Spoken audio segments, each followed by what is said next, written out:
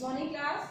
बेटा आज हम आपका प्रीपोजिशन ग्रामर का चैप्टर स्टार्ट कर रहे हैं। Preposition, first of all we will learn what is preposition. Preposition समझेंगे बेटा, देखिए डेफिनेशन पढ़ेंगे, उसके ही हिसाब से आपको समझाएंगे प्रीपोजिशन क्या है, क्योंकि जब तक डेफिनेशन नहीं समझेंगे तो आपको समझ में नहीं आएगा प्रीपोजिशन किसे कहते हैं। First of all read it. A preposition is a word which is used before a noun or pronoun। यहाँ तक समझते हैं पहले। देखिए, preposition is a word which is used before a noun or pronoun, means ऐसा word जो कि noun और pronoun के पहले यूज होता है। ध्यान से सुनिएगा बेटा। A preposition is a word used before a noun or pronoun। एक noun और pronoun से ही पहले यूज होता है।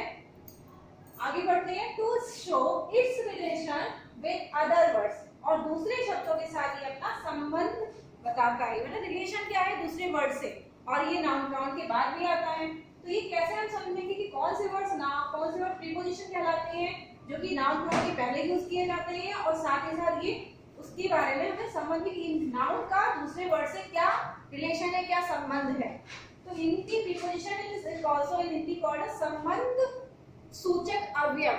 इनको आप संबंध सूचक अवयव कहते हैं हिंदी में। इंग्लिश में these words are called preposition। इनको हम इंग्लिश में प्रीपोजिशन कहते हैं।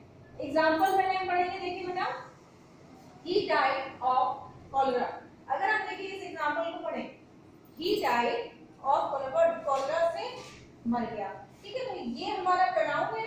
ठीक है, उसके और उसी के साथ अगर हम इसको देखें तो ये है हमारा नाउन। ध्यान से सुनिएगा बेटा, ये हमारा प्रोनाउन है और ये हमारा है नाउन, क्योंकि एक बीमारी का नाम है। तो किसी भी हम आपको बताया है नाउन क्या होता है। अब noun is a name of person, place, animal और थिंग। तो नाउन और प्रोनाउन में हमने आपको समझाया था कि नाउन वो होता है किसी का नाम लिया जाता है। तो बीमारी का ये नाम है, जिसके पहले जैसे कि ऑफ आया है। तो ऑफ इज अ प्रीपोजिशन। क्या रिलेशन बताया कि वह कॉलेरा से मर गया। ठीक है, किससे मर गया? वो कॉलेरा से मर गया। तो इस कंडीशन में ही यानी कि वह प्रोनाउन है and cholera is a noun end of is shows the relation between he and cholera. तो कॉलेरा और ही के बीच में ये रिलेशन बता रहा है। नेक्स्ट अगर लेंगे, the book is on the table. The book is on the table. Table एक नाउन है, ऑन यूज हो रहा है सबसे पहले, ऑन यूज हो रहा है सबसे पहले। तो हमारी डेफिनेशन के according used before a noun और नाउन। तो ये नाउन है, नाउन के पहले ऑन यूज हुआ। और दूसरा क्या बता रहा है, अदर वर्ड से रिलेशन बता रहा है। तो अदर वर्ड हम अगर ये लेते हैं, हालांकि ये भी नाउन है, लेकिन अगर इसको अदर वर्ड पे लेते हैं तो बुक का टेबल से क्या संबंध है कि बुक जो है वो टेबल पे रखी है।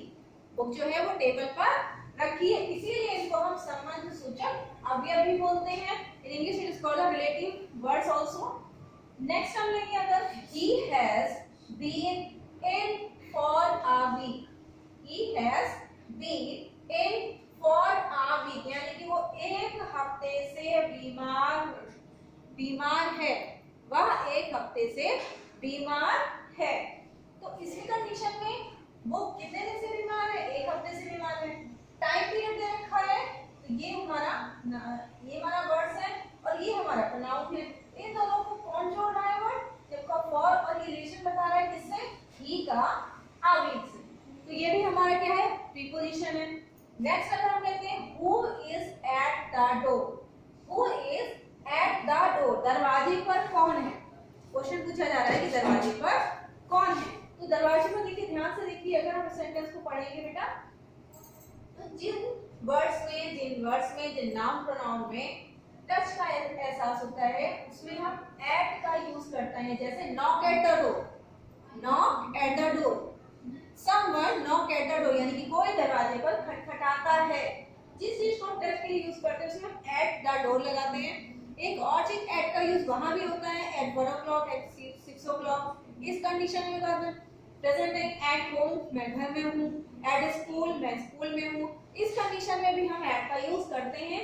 नेक्स्ट है हमारा, the lion ran after the deer. After the deer. अब आफ्टर मीन्स आप लोग हमेशा क्या बोलते हैं? बाद में। आफ्टर मीन्स बाद में बोलते हैं। तो उस कंडीशन में बाद में यहाँ वर्ड नहीं आएगा, यहाँ पे अब आएगा पीछे। लॉयन जो शेर है वो हिरण के पीछे दौड़ा या भागा। तो इस कंडीशन में आपका आफ्टर वर्ड का मतलब होता है पीछे, और if this word used as a preposition, ये वर्ड हमारा प्रीपोजिशन की तरह ही यूज किया जाता है। ये कुछ एग्जांपल्स है बेटा, प्रीपोजिशन की फील्ड बहुत बड़ी है, बहुत सारे वर्ड्स होते हैं, लेकिन ये बहुत ही कॉमन है जो आपके डेली लाइफ में जरूर काम आते हैं। इसलिए इनके एग्जांपल जैसा आपको बेटा ब्लैक बोर्ड में लिखा है ऐसे ही आपको अपनी फेयर कॉपी में लिखना है। इसी के साथ कुछ और भी एग्जांपल्स आपको हम बता देते हैं। देखिए बेटा, अभी हमने आपको ऑफ, ऑन, फॉर, एट और आफ्टर के बारे में बताया है। फिर अगर हमें और कुछ लेते, देखिए आपने बहुत बार देखा होगा कि क्वेश्चन पेपर में लिखा होगा read above words, read above the sentence, तो ऊपर वाले सेंटेंसेस को पढ़िए। तो अबव वर्ड भी हमारा प्रीपोजिशन में ही आता है, क्योंकि हम ऊपर वाले को ऊपर अपने बोला जाता है। जब सेंटेंस में हम ऊपर के लिए कुछ बोलते हैं, this condition we use the word preposition above, ठीक है।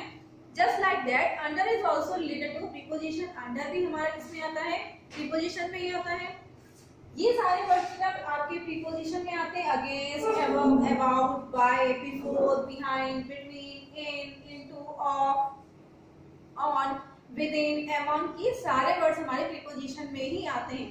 बिटवीन का यूज क्या होता है, दो चीजों के बीच में। A boy set between two girls, एक लड़का दो लड़कियों के बीच में बैठा है, या फिर अ bench is between to cheer, एक बेंच दो चेयर के बीच में रखी है। इस कंडीशन में दो चीजों के लिए हम बिटवीन का भी यूज करते हैं। अमंग एक दो से ज्यादा चीजों के लिए यूज किया जाता है, बिटवीन का यूज दो के लिए यूज किया जाता है। इसी तरह बेटा आपके बहुत सारे प्रीपोजिशंस हैं जो आपके बुक में दे रखे हैं, और साथ ही साथ ये कॉमन है आपके प्रीपोजिशन जो हमेशा काम आते हैं, मैंने आपको इसलिए मैंने इनका एक्सप्लेन किया है। इनको आप अपनी फेयर कॉपी में एज लिखिएगा। इसके बाद भी अगर कोई कंफ्यूजन रह जाता है तो आप अपने व्हाट्सएप ग्रुप पे पूछ सकते हैं। Thank you class.